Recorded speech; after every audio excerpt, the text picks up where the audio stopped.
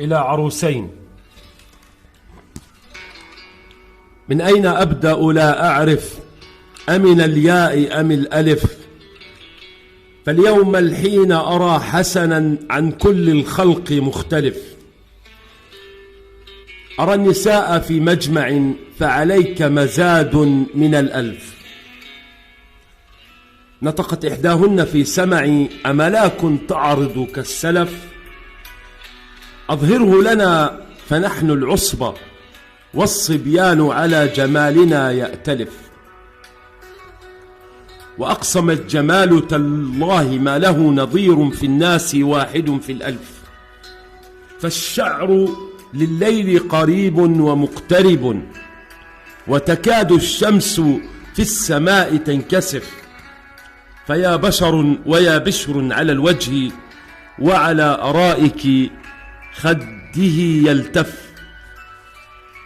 ومن الوجنتين احتراماتي إليهما، وإلى العين بؤبؤ يكلف. يا نسوة ما أظهرت لكن منه سوى نتف.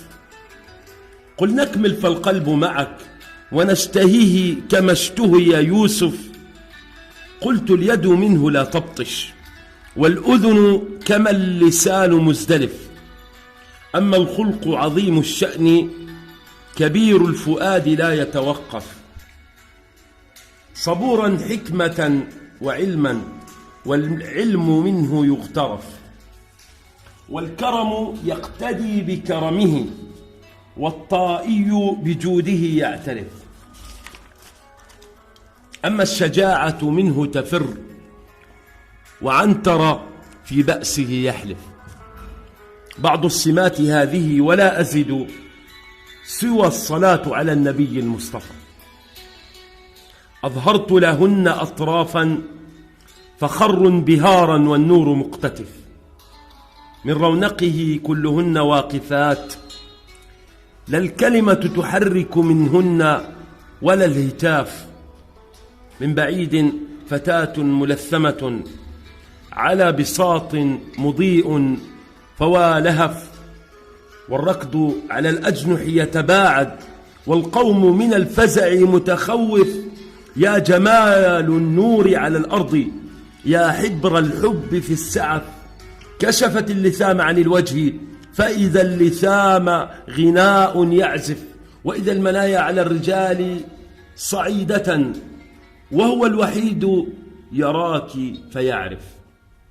أنتما لبعض يا حسن، فيها الحسن وفيك العطف. قالت كلي إليك فخذني، قلت تزوجت.